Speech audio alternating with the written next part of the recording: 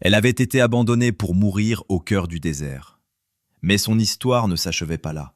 Ce qui suivit allait non seulement sauver son existence, mais aussi bouleverser tout ce qu'elle croyait savoir sur la justice, la survie et sa propre identité. Le soleil de plomb des grandes plaines frappait impitoyablement Élise alors qu'elle trébuchait à travers l'immensité aride. Sa robe, jadis d'un bleu élégant, n'était plus qu'un haillon déchiré, souillé par la poussière et le sang, le sien et celui de son époux, le shérif Marc Durand.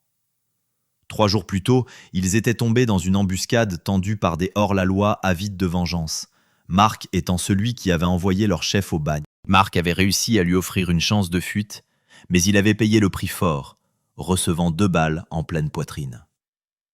Ces derniers mots résonnaient encore dans l'esprit d'Élise comme une prière désespérée. « Cours, Élise, ne te retourne jamais !» Ses lèvres traclées s'entr'ouvrirent alors qu'elle cherchait son souffle. Sa gourde était vide depuis des heures et la chaleur implacable ne montrait aucune pitié. Ses cheveux d'or, autrefois soigneusement épinglés, pendaient désormais en mèches sales autour de son visage brûlé par le soleil. Au loin, un scintillement semblable à de l'eau apparut à l'horizon. Mais Élise savait qu'il ne fallait pas se fier à ses yeux. Le désert jouait des tours cruels aux esprits désespérés. « Juste, continue d'avancer, » murmura-t-elle, sa voix à peine audible par-dessus le sifflement du vent sec. Alors que le soleil commençait à descendre, peignant le ciel de teintes orange et violette, les forces d'Élise l'abandonnèrent finalement. Ses genoux cédèrent et elle s'effondra sur le sol dur et poussiéreux.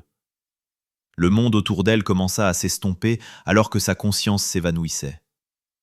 En cet instant, elle pensa à Marc et se demanda si elle allait bientôt le rejoindre. Mais le destin en avait décidé autrement. Elle s'éveilla à la sensation d'un linge humide et frais sur son front. Clignant des paupières, la vision d'Élise s'éclaircit pour révéler le visage d'un guerrier des plaines qui la regardait avec une inquiétude visible dans ses yeux sombres. Elle tenta de reculer, mais son corps refusa d'obéir. « Reste calme, » dit l'homme dans un français accentué mais clair. « Tu es en sécurité ici. » Le regard d'Élise parcourut les alentours. Elle se trouvait à l'intérieur d'un grand tipi, allongé sur une couche de fourrure douce. L'air était imprégné d'une odeur d'herbes médicinales et de feux de bois. De l'extérieur parvenaient les bruits d'un campement animé, des enfants qui riaient, des femmes qui discutaient, le hennissement des chevaux. « Qui êtes-vous » parvint-elle à demander, la gorge douloureusement sèche. Le guerrier lui tendit une coupe en bois remplie d'eau fraîche. « On m'appelle loup solitaire. Je t'ai trouvé aux portes de la mort dans la plaine. Les esprits m'ont guidé vers toi. » Élise but avidement, l'eau apaisant le feu de sa gorge. Lorsqu'elle eut vidé la coupe, elle leva vers son sauveur des yeux lourds de fatigue. « Pourquoi m'avoir aidé ? Je suis une étrangère pour votre peuple. » L'expression de loup solitaire resta impassible, mais ses yeux contenaient une sagesse profonde qui la surprit.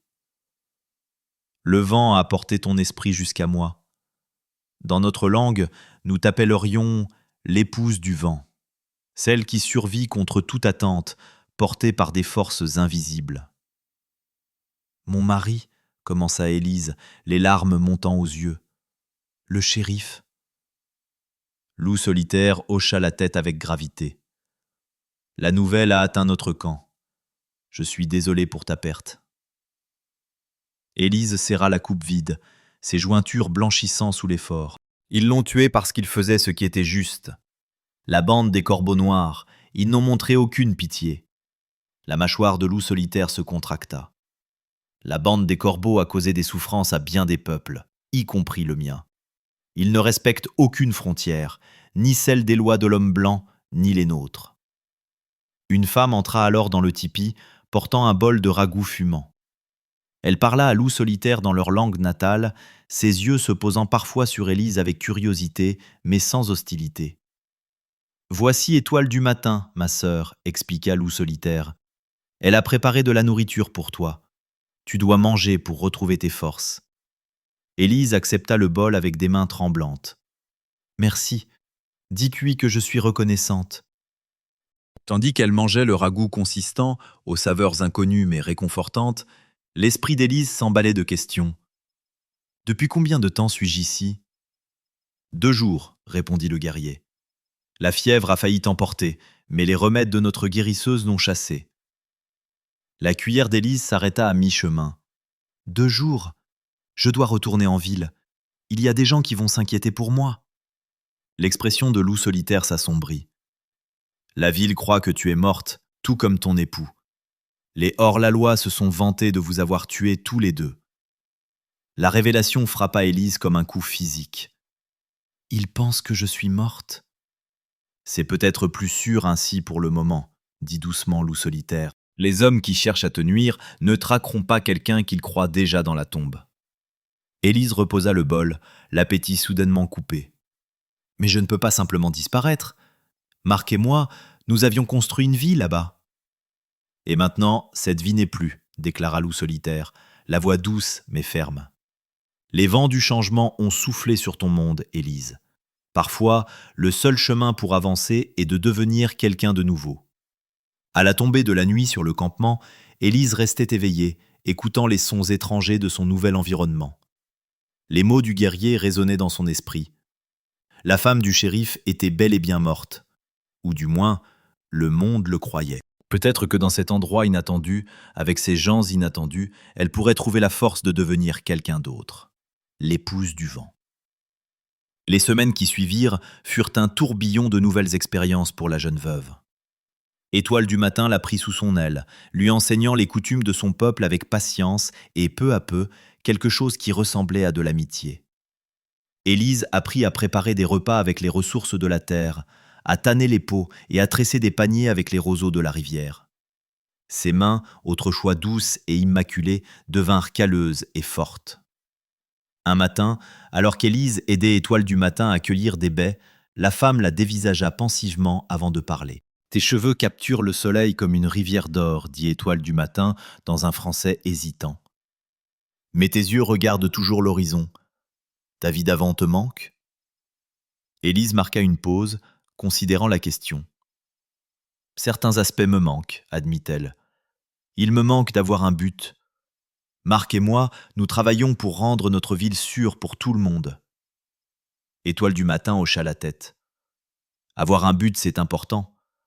Mon frère dit que tu as l'esprit d'une guerrière, comme les femmes de notre peuple. » Élise faillit rire à cette comparaison. « Je ne suis pas une guerrière. J'étais juste la femme du shérif. »« Non, » affirma fermement Étoile du matin, surprenant Élise par sa véhémence. « Tu survis là où d'autres mourraient. Tu apprends nos manières rapidement. Tu as de la force ici. » Elle tapota sa poitrine au niveau du cœur, puis toucha sa tempe. « Et ici. » Plus tard ce jour-là, Élise trouva loup solitaire à la lisière du camp, observant plusieurs jeunes hommes s'entraîner à l'arc. Il la salua d'un léger signe de tête. « Votre sœur pense que j'ai un esprit guerrier ?» dit Élise avec une pointe d'amusement dans la voix. L'expression de loup solitaire resta sérieuse. Étoile du matin voit claire. Le nom que je t'ai donné, l'épouse du vent, ne parle pas seulement de survie. Le vent est puissant. Il peut user les montagnes et creuser de nouveaux chemins à travers la roche solide. Il apporte le changement. Élise croisa les bras, soudain mal à l'aise sous ce regard intense. Je ne suis pas sûr de quel genre de changement je pourrais apporter. J'essaie juste de rester en vie. Peut-être est-ce suffisant pour l'instant, concéda loup solitaire. Mais bientôt, tu auras besoin de plus. Leur conversation fut brutalement interrompue par l'arrivée soudaine d'un cavalier. Sa monture était couverte d'écume, épuisée par une course effrénée. L'homme s'adressa rapidement à loup solitaire dans leur langue natale, le visage marqué par l'urgence. Le visage du guerrier s'assombrit à mesure qu'il écoutait. « Qu'y a-t-il » demanda Élise une fois le messager reparti. « La bande des corbeaux » lâcha sombrement loup solitaire. « Ils ont attaqué une colonie à 2 jours de cheval d'ici. Il y a beaucoup de morts. » Le sang d'Élise ne fit qu'un tour. Les mêmes hommes qui avaient tué Marc. « Ils deviennent plus audacieux » poursuivit le guerrier. « L'armée ne fait rien car la colonie était principalement peuplée de sang mêlés. La loi locale les craint. Les mains d'Élise se serrèrent jusqu'à en faire craquer les jointures. Marc ne serait pas resté les bras croisés. Il croyait que la justice était un droit pour tous, quelles que soient les origines. Ton mari était une exception parmi les hommes de loi, reconnut Loup Solitaire. Les autres se soucient peu de ce qui arrive à mon peuple ou à ceux qui partagent nos 200. Cette nuit-là, le sommeil fuyait Élise. Des images de Marc traversaient son esprit en éclairs douloureux. Son sourire, son sens inébranlable du devoir, la douceur de son toucher. Elle se glissa hors du tipi qu'elle partageait désormais avec Étoile du Matin et une autre jeune femme pour marcher jusqu'à la lisière du camp. La pleine lune, haute et brillante, illuminait les plaines vallonnées autour d'eux. « Tu ne trouves pas le repos ?» La voix de Loup Solitaire s'éleva derrière elle. Élise secoua la tête. « Je n'arrête pas de penser à ces gens de la colonie, à Marc, au fait que la bande des corbeaux continue de semer la mort pendant que je me terre ici. » Loup Solitaire vint se placer à ses côtés, son regard perdu dans l'immensité nocturne. « Que ferais-tu si tu ne te cachais pas ?» La question prit Élise au dépourvu. Je ne sais pas.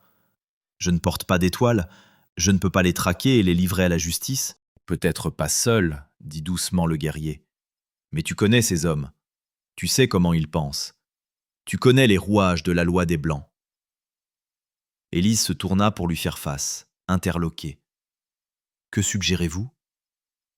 Mon peuple a trop souffert aux mains de ces hors-la-loi. Nous avons des pisteurs émérites, des guerriers qui accueilleraient avec honneur la chance d'arrêter ceux qui nous nuisent. Mais nous ne comprenons pas le monde des Blancs comme tu le comprends. Élise le fixa, la réalisation se faisant jour. Vous voulez que je vous aide à traquer les corbeaux ? L'expression de Loup Solitaire était solennelle. Je veux que nous nous aidions mutuellement à apporter la justice à ceux qui la méritent. N'est-ce pas ce que ton mari aurait voulu ? La question frappa Élise en plein cœur. Qu'aurait voulu Marc ? Qu'elle reste en sécurité, certainement. Mais qu'elle reste passive pendant que des innocents étaient massacrés ? Jamais. Je ne saurais même pas par où commencer, admit-elle. Nous commençons par ce que nous savons, répondit-il. Le gang a attaqué la colonie de Ruisseau Mêlé. Ils auront laissé des traces, des motifs que nous pouvons suivre.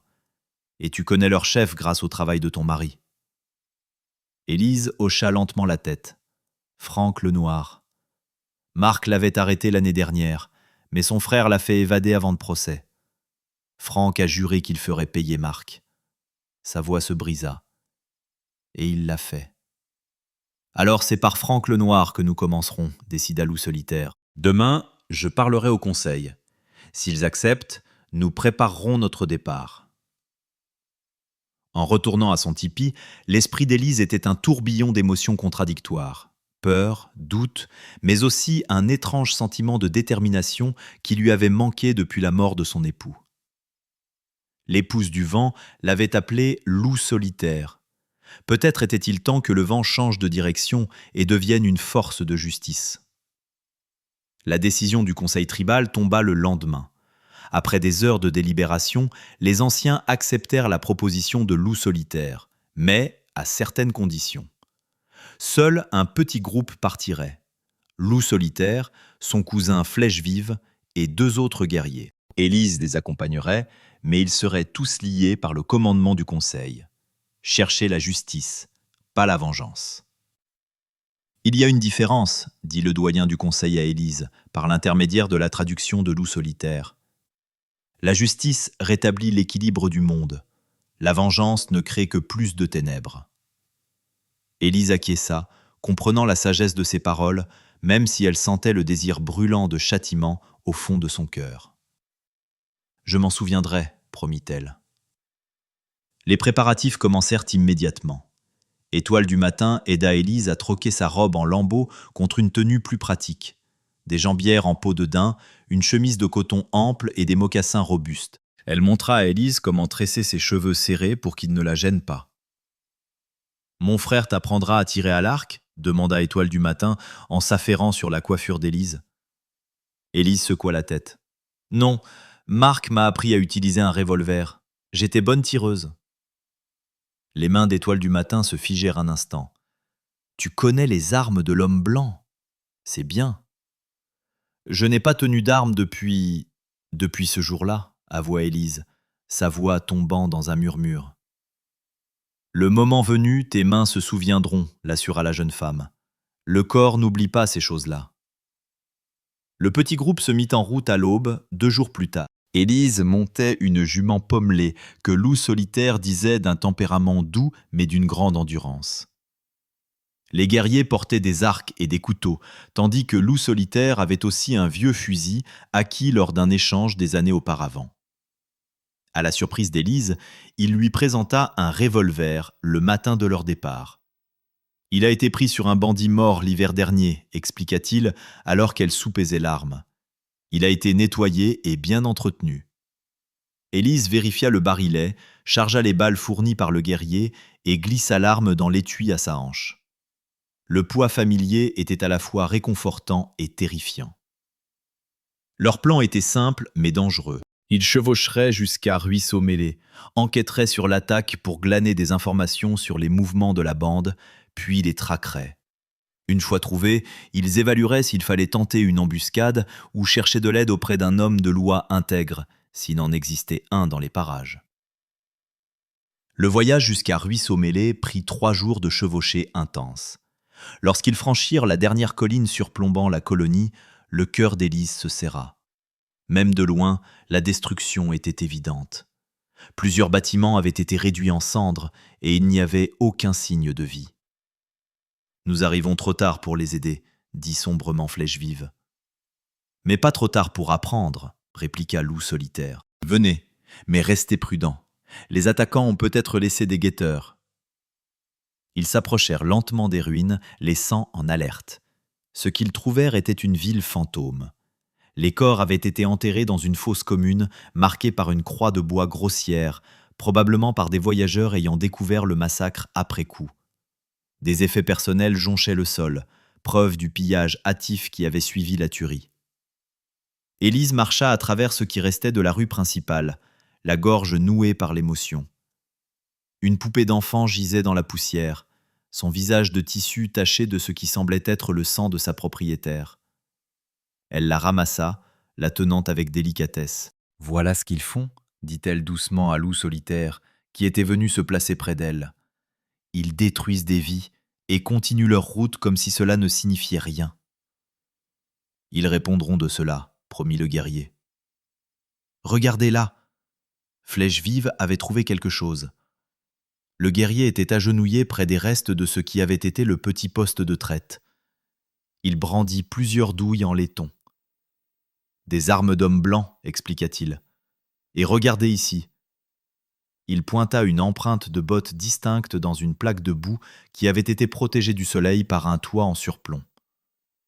Cette empreinte est profonde, faite par un homme lourd qui boite. « Franquenoir boite !» s'écria Élise, la reconnaissance l'envahissant. Marc lui a tiré dans la jambe lors de son arrestation. Flèche-Vive hocha la tête. Il était ici, menant l'attaque, et ils sont partis par là. Il pointe à l'ouest, vers les montagnes. Loup Solitaire conféra brièvement avec les autres guerriers. Les montagnes offrent de nombreuses cachettes, des grottes, des mines abandonnées. Ce serait un bon endroit pour établir un camp. Il y a une vieille ville minière dans ces montagnes, se souvint Élise. Pic brisé.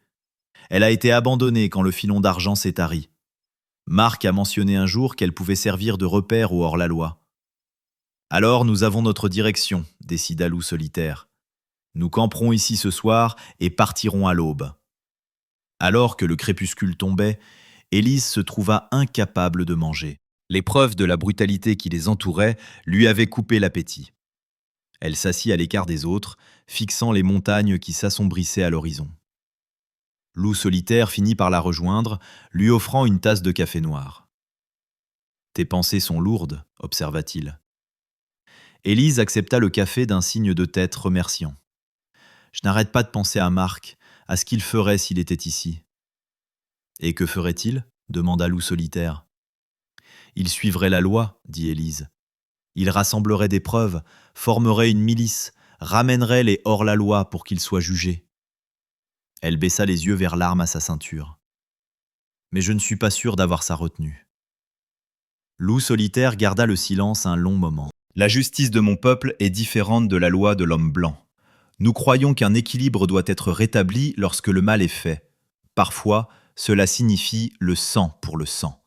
Est-ce ce que tu veux, le sang pour le sang ? Ce que je veux, c'est que mon peuple vive sans peur, répondit-il sans détour. Si cela signifie éliminer ceux qui apportent la terreur, alors qu'il en soit ainsi.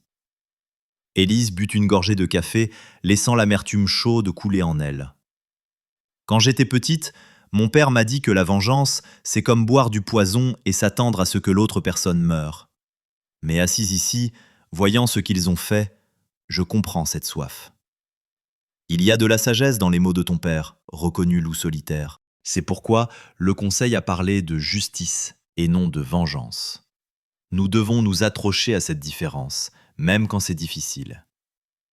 Alors qu'Élise levait les yeux vers les premières étoiles perçant le ciel nocturne, elle se demanda si la justice et la vengeance pouvaient vraiment être séparées quand la douleur était si profonde. Demain, il commencerait la traque de la bande des corbeaux pour de bon, et bientôt, elle ferait face aux hommes qui lui avaient tout pris. Quand ce moment viendrait, quel chemin choisirait-elle ? La piste menant à Pic Brisé s'enfonçait dans un terrain de plus en plus accidenté. Flèche Vive, chevauchant en tête comme éclaireur, s'avérait inestimable pour déchiffrer les traces laissées par la bande. Vers le milieu de la journée, ils atteignirent les contreforts des montagnes, et les signes du passage des hors-la-loi se firent plus fréquents. Des bouteilles vides jetées au sol, les vestiges d'un campement hâtif, et même un foulard accroché à un buisson d'épines, qu'Élise reconnut comme étant similaires à ceux portés par les hommes de Franck le Noir. « Nous approchons, avertit-elle Loup solitaire. Nous devrions avancer avec plus de prudence à présent. » Il acquiesça, faisant signe aux autres de se déployer et de garder le silence. Ils progressèrent à une allure plus lente, l'œil aux aguets, cherchant le moindre signe de guetteur ou de piège. Alors que le soleil entamait sa descente vers l'horizon ouest, la ville minière abandonnée apparut enfin. Pic Brisé se nichait dans une cuvette naturelle. Serrés entre deux pentes abruptes, ces bâtiments délabrés s'appuyant les uns contre les autres comme des ivrognes fatigués. Depuis leur point d'observation, dissimulé derrière un affleurement rocheux, Élise pouvait percevoir du mouvement en contrebas. Des hommes marchant entre les bâtisses, des chevaux rassemblés dans un enclos de fortune, et de la fumée s'élevant de plusieurs cheminées. « Je compte 12 hommes, rapporta Flèche Vive à voix basse. 4 bâtiments sont occupés. »« C'est plus que ce que nous espérions, » dit sombrement Loup solitaire. Élise étudia la scène, le cœur battant la chamade. Le grand bâtiment au centre, c'était le bureau de l'essayeur, murmura-t-elle. Si Franck est là, c'est là qu'il se trouve. Il a toujours aimé s'approprier ce qu'il y a de mieux. Loup solitaire posa une main apaisante sur son bras. Nous ne pouvons pas affronter 12 hommes armés de front. Il nous faut une stratégie ou des renforts, suggéra Élise, une idée germant dans son esprit. Pic Brisé se trouve juste à la limite de la juridiction de Fort-Saint-Jean. Il y a un avant-poste de l'armée à environ une demi-journée de cheval d'ici. Le visage de Loup solitaire se ferma. L'armée ne porte pas mon peuple dans son cœur. Il serait plus enclin à nous attaquer qu'à nous aider. Pas si j'y vais seul, contra Élise. Je suis la veuve du shérif Durand. Si je leur dis que la bande des corbeaux est ici, ils m'écouteront peut-être. Et s'ils te reconnaissent ? La bande a répandu la rumeur que tu as été tué aux côtés de ton mari. Élise porta une main à son visage, soudain consciente de son apparence. Des semaines sous le soleil avaient bruni sa peau autrefois pâle, et son temps passé avec les Comanches l'avait changé d'autres manières aussi. Sa façon de bouger, de se tenir, n'était plus la même. Je dirais que je suis une survivante de ruisseaux mêlés cherchant de l'aide. Ce n'est pas loin de la vérité. Après un débat animé, ils acceptèrent le plan d'Élise. Elle chevaucherait jusqu'à l'avant-poste tandis que les autres surveilleraient Pic Brisé. Si elle réussissait à ramener de l'aide, ils coordonneraient une attaque. Si elle échouait ou ne revenait pas au coucher du soleil suivant, Loup solitaire et ses guerriers tenteraient une approche plus subtile. Peut-être en déclenchant un incendie pour faire diversion et éliminer les bandits un par un. Alors qu'Élise s'apprêtait à partir, Loup Solitaire pressa quelque chose dans sa main. Une petite bourse en cuir suspendue à un cordon. « Pour ta protection », expliqua-t-il. « Elle contient les prières de notre femme médecine. » Élise la passa autour de son cou, la glissant sous sa chemise. « Merci pour tout. »« Reviens saine et sauve, épouse du vent, » répondit-il solennellement. La chevauchée vers Fort-Saint-Jean fut éprouvante, mais Élise poussa sa jument autant qu'elle l'osait. Lorsqu'elle atteignit l'avant-poste, le soleil était haut dans le ciel. Les soldats à la porte la regardèrent avec suspicion jusqu'à ce qu'elle mentionne la bande des Corbeaux. « Je dois parler à votre officier commandant immédiatement, » insista-t-elle. « Je sais où se cachent Franck Lenoir et ses hommes. » Le capitaine Thomas Valmont était un homme au visage sévère, arborant une épaisse moustache et des yeux sceptiques. Il écouta l'histoire soigneusement éditée d'Élise, qui prétendait s'appeler Hélène Rousseau, une survivante du massacre de Ruisseau-Mêlé ayant traqué les responsables. « Mademoiselle Rousseau, dit Valmont quand elle eut fini, bien que je compatisse à votre perte, je trouve votre histoire difficile à croire. Une femme seule traquant une bande de tueurs à travers les terres sauvages. » « J'ai grandi dans ces montagnes, » mentit Élise avec fluidité. « Mon père était trappeur. Il m'a appris à survivre, à pister. » Valmont l'étudia un long moment.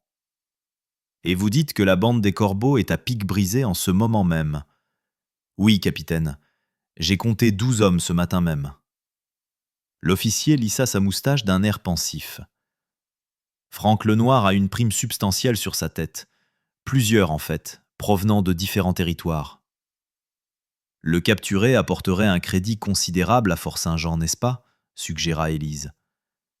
Cet argument sembla faire mouche. Après quelques questions supplémentaires, Valmont accepta de rassembler un détachement de soldats pour partir l'après-midi même. Le soulagement d'Élise était tempéré par l'inquiétude.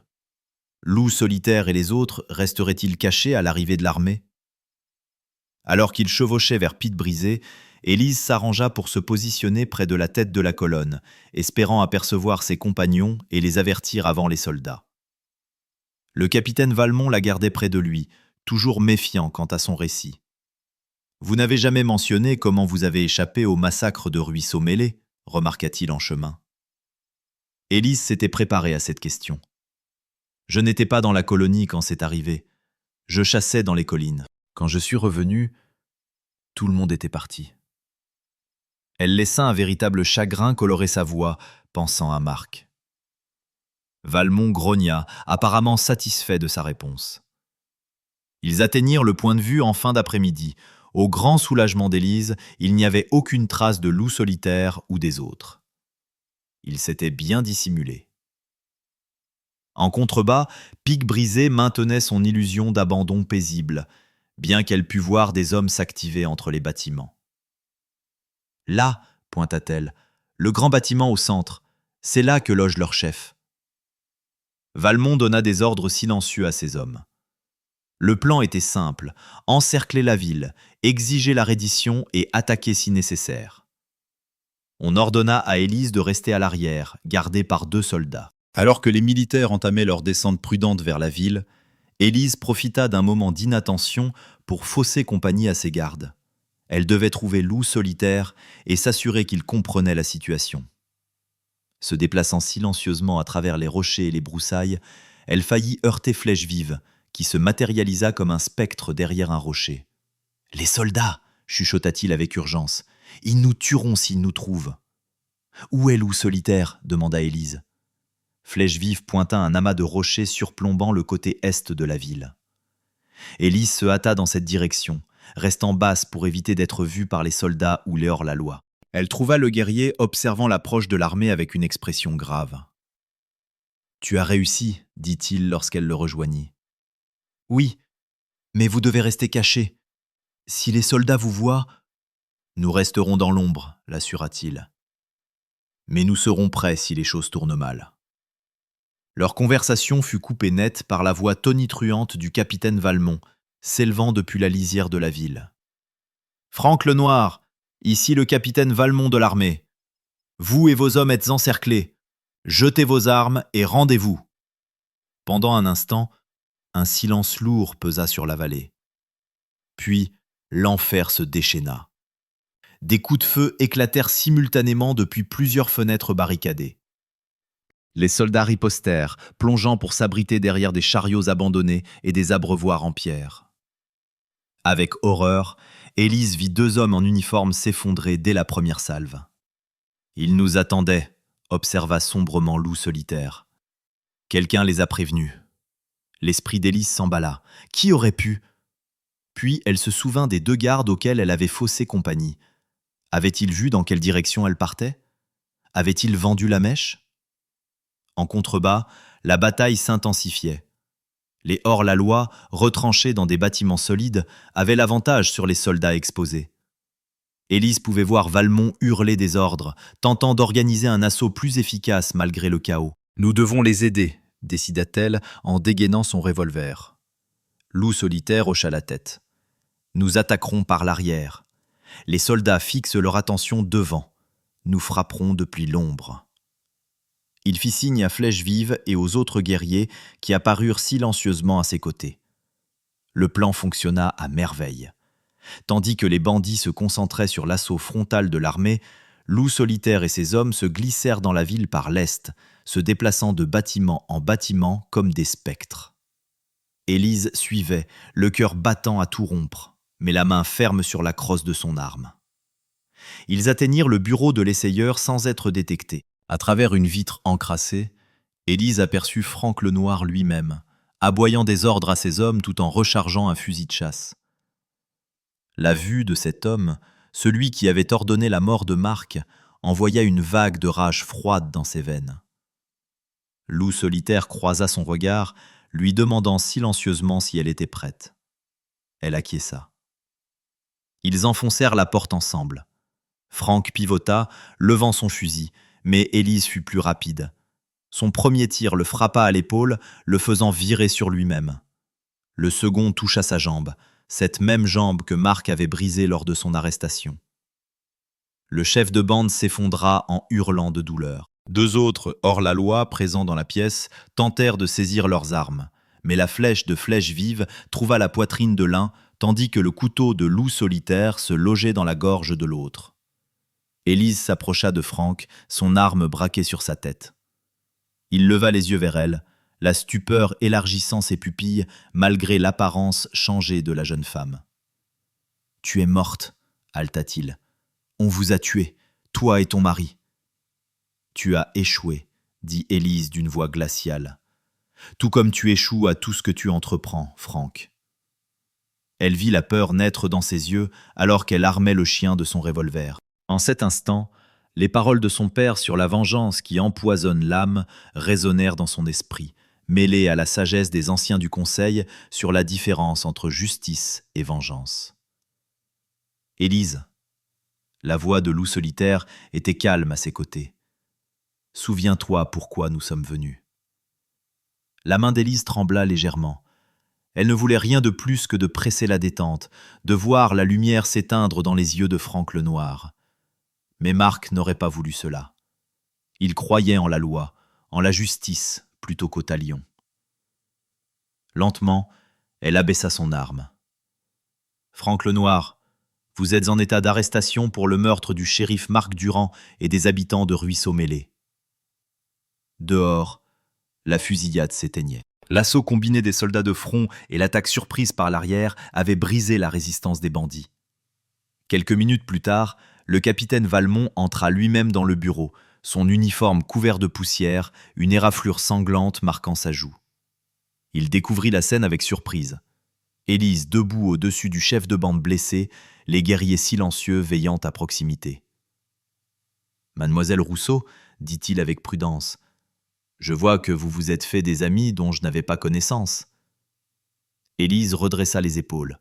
« Ces hommes ont aidé à faire tomber Franck Lenoir, capitaine. Ils méritent vos remerciements, pas vos soupçons. » Le regard de Valmont passa d'Élise à Loup Solitaire, puis revint vers elle. Une lueur de compréhension s'alluma dans ses yeux. « Vous n'êtes pas Hélène Rousseau, n'est-ce pas ?»« Non, admit-elle. Je suis Élise Durand. Le shérif Marc Durand était mon époux. » La reconnaissance éclaira le visage de l'officier. « La femme du shérif !» Mais les rapports disaient que vous aviez péri à ses côtés. Les rapports avaient tort, répondit simplement Élise. Et maintenant, j'ai aidé à livrer son assassin à la justice.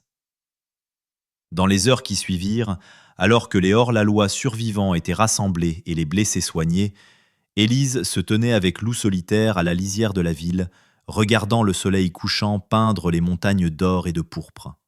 « Que vas-tu faire maintenant » lui demanda-t-il. « Retourner vers ton peuple ?» Élise considéra la question. La femme qui avait été l'épouse du shérif Durand semblait désormais aussi lointaine qu'un rêve à demi oublié. Celle qu'elle était devenue, l'épouse du vent, n'appartenait plus totalement à son ancien monde, ni tout à fait à celui de Loup Solitaire. « Je pense, dit-elle lentement, que je pourrais trouver une place quelque part entre les deux. Il existe d'autres colonies comme Ruisseau-Mêlé, des endroits où des gens de mondes différents essaient de vivre ensemble. Ils ont besoin de protection. » Loup Solitaire hocha la tête, le respect brillant dans son regard sombre. Le vent souffle où il veut, transportant des graines qui germent dans des lieux inattendus. Alors que les premières étoiles apparaissaient dans le ciel qui s'assombrissait, Élise ressentit un sentiment de paix qui l'avait fui depuis la mort de Marc. Le chemin à venir était incertain, mais pour la première fois, elle regardait vers l'avenir avec espoir plutôt qu'avec crainte. L'épouse du vent trouverait sa voie.